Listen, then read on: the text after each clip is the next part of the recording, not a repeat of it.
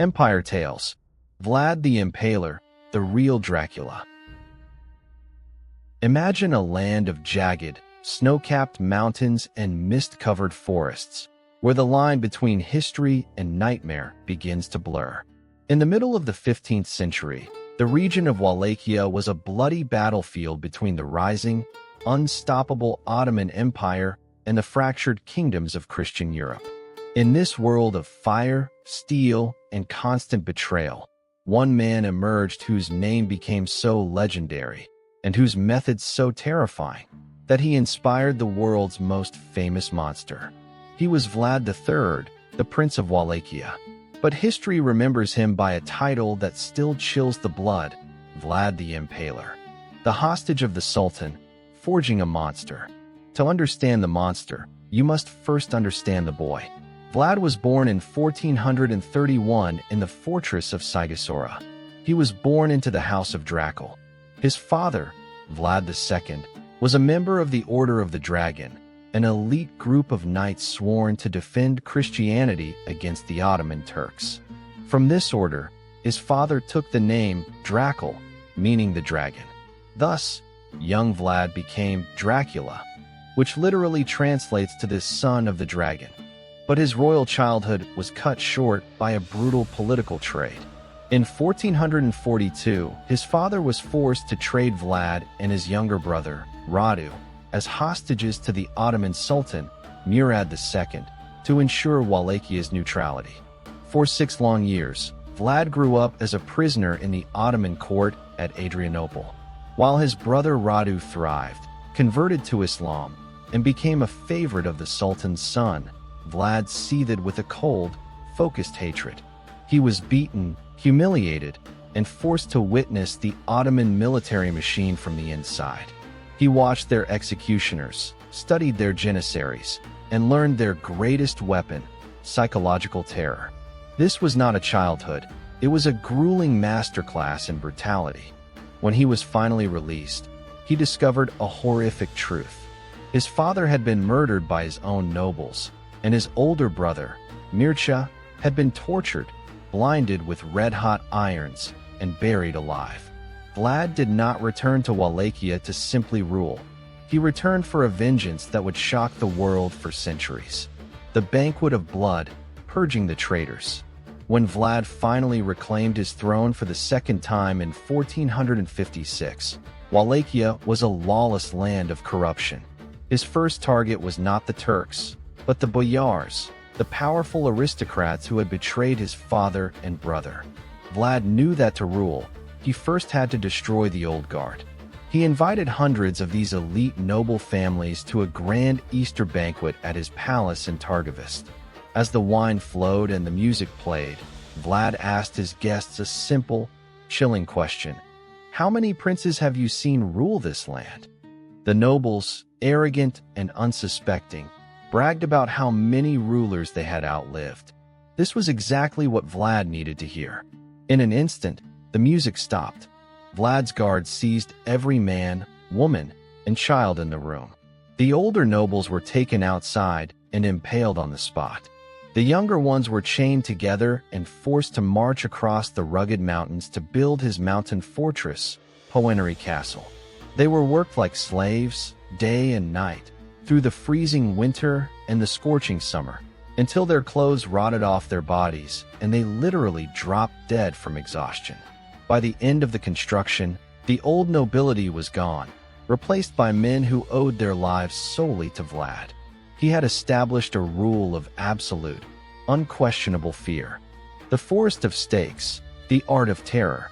It was during this reign that Vlad perfected the execution method that would define his legacy: impalement.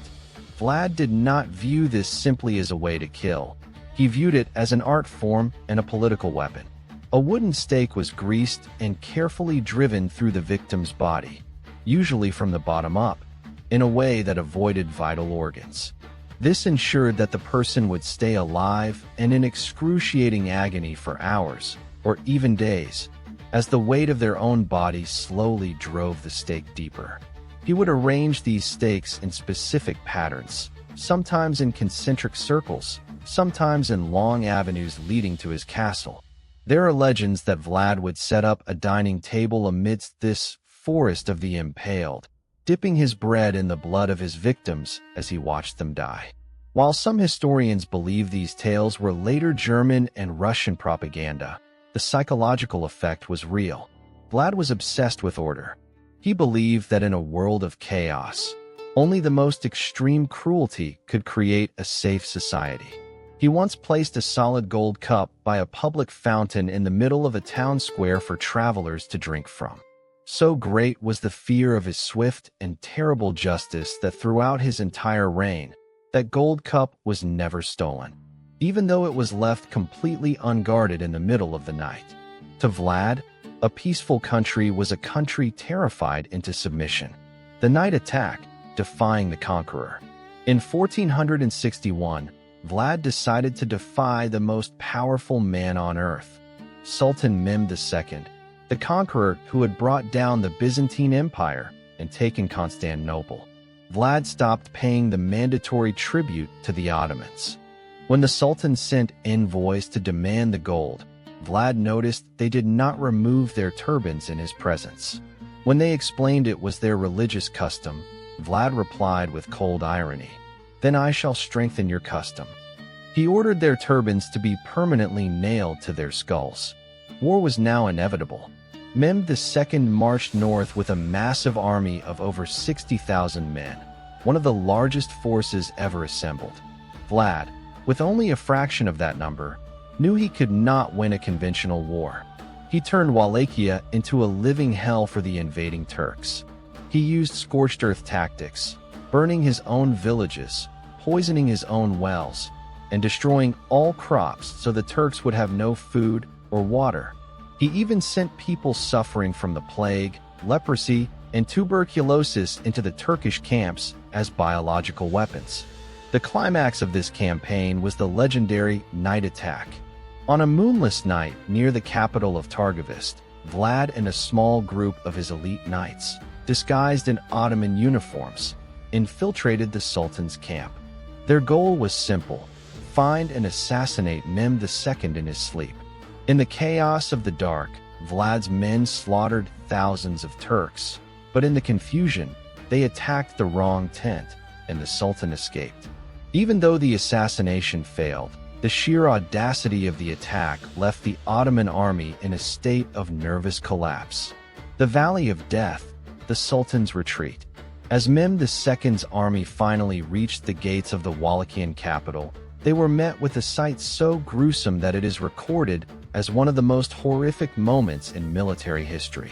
For several miles, the road was lined with over 20,000 impaled Ottoman prisoners. Men, women, and children were displayed in a massive, rotting forest of death.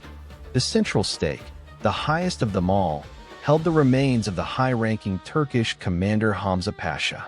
The stench was unbearable, and the sight of 20,000 souls swaying in the wind broke the spirit of the Ottoman army.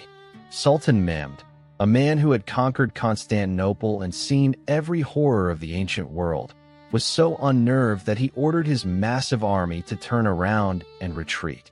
Vlad had won a victory that was not won by steel, but by the absolute mastery of horror, the betrayal and the vampire's birth. But Vlad's reign of blood could not be sustained by fear alone. Betrayed by his own brother, Radu the Handsome, who had become an Ottoman puppet, and captured by the Hungarian king Matthias Corvinus, Vlad spent over a decade in a dark prison. He eventually reclaimed his throne for a third time in 1476, but his luck had finally run out. He was killed in battle against the Turks, betrayed perhaps by his own men. His head was severed, preserved in a jar of honey, and sent to the Sultan in Constantinople as a trophy to prove that the son of the dragon was finally dead. His body was said to be buried at Snagov Monastery, though modern excavations have found his tomb to be empty, fueling the legends even further. But in many ways, Vlad never truly died. Because he lived during the dawn of the printing press, stories of his cruelty spread like wildfire across Europe. These tales were twisted, translated, and exaggerated over the centuries until he became a figure of myth. In 1897, an Irish author named Bram Stoker came across the name Dracula in a history book. He took the name, the dark Carpathian setting, and the aura of blood that surrounded Vlad, and created the world's most famous vampire. Legacy: the patriot and the psychopath. Today, Vlad the Impaler remains one of history's most polarizing figures. To the Western world, he is the monster, the butcher, and the vampire. But in his homeland of Romania, he is often remembered as a national hero, a harsh but necessary ruler who protected his small nation against a gargantuan empire when no one else would help. He was a man who believed that to save his world, he had to become more terrifying than the enemies at his gates. Was he a psychotic monster who delighted in pain, or a desperate patriot who used the only tool he had, terror, to preserve his people? The truth, like the thick mists of the Carpathian Mountains, remains dark, bloody, and endlessly fascinating. Vlad the Impaler stands as a chilling reminder of the thin line between a hero and a monster, and the terrible price of absolute power. Thank you for joining us on this journey through history.